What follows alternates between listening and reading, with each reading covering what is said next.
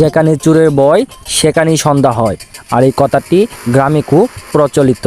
আর এই কথাটির মূল বাস্তবায়ন হয়তো এই ভিডিও ফুটেজের মাঝে ফুটে উঠেছে। গ্রামের মাঝে আরেকটি কথা খুব প্রচলিত, খাল কেটে কুমির আনা, দুয়ে দুয়ে যেন চার হলো। আর এই চার বলার কারণ হচ্ছে আপনার আমার পাশে যা চুরির ঘটনা ঘটছে তা হয়তো কাছের লোকের মাধ্যমে, কারণ দূর থেকে কখনো একটি লোক আপনার উপর সকাল সন্ধ্যা নজরদারি রাখতে পারবে না। আপনার আমার পাশে থাকা কাছের লোকগুলাই কিন্তু দূরের লোকগুলাকে ইনফরমেশান দিচ্ছে, আর তারা সেই ইনফরমেশান অনুযায়ী আপনার মহামূল্যবান জিনিসগুলা ছিনিয়ে নিয়ে চলে যাচ্ছে। সামনে কুরবানি ঈদ, আর এই ঈদকে কেন্দ্র করে যেন চোরের উৎপাত আরও বেড়ে চলছে।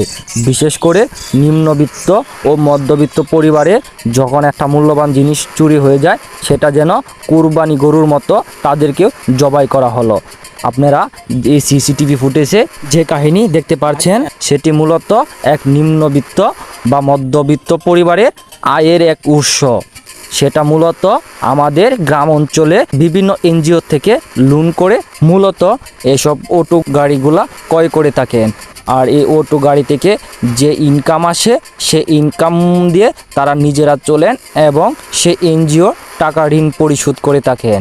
সিসিটিভি ফুটেজে আপনারা দেখতে পাচ্ছেন তিনটি লোক, এখানে কিন্তু একজন নয় দুইজন নয় তিনজন লোক মিলে একটি অটো গাড়ি দিনের আলোকে ছিনতাই করে নিয়ে চলে গেল, কিন্তু কেউ বুঝতেও পারলো না। তারা মূলত খুব সতর্কতা অবলম্বন করেছেন।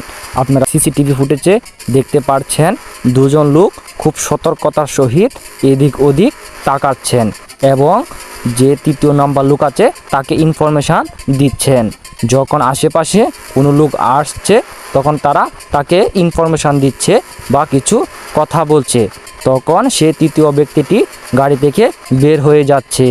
তারা কিন্তু দেখতে পাচ্ছেন সিসিটিভি ফুটেজে খুব সতর্কতা অবলম্বন করছে এবং এদিক সেদিক ঘুরে বেড়াচ্ছে এবং এক সময় তারা অটো গাড়িটি সফলভাবে চুরি করতে সক্ষম হয়। আমি এই সিসিটিভি ফুটেজটি মূলত আপনাদের সামনে উপস্থাপন করেছি যাতে আপনারা হুঁশিয়ার থাকেন, কারণ আপনার যখন একটি মহামূল্যবান জিনিস চুরি হয়ে যাবে তখন হয়তো আপনার এবং আপনার ফ্যামিলিকে সেটির মাসুল দিতে গিয়ে অনেক বিপাকে পড়তে হবে। এই জন্য সবসময় চোখ কান খোলা রাখুন।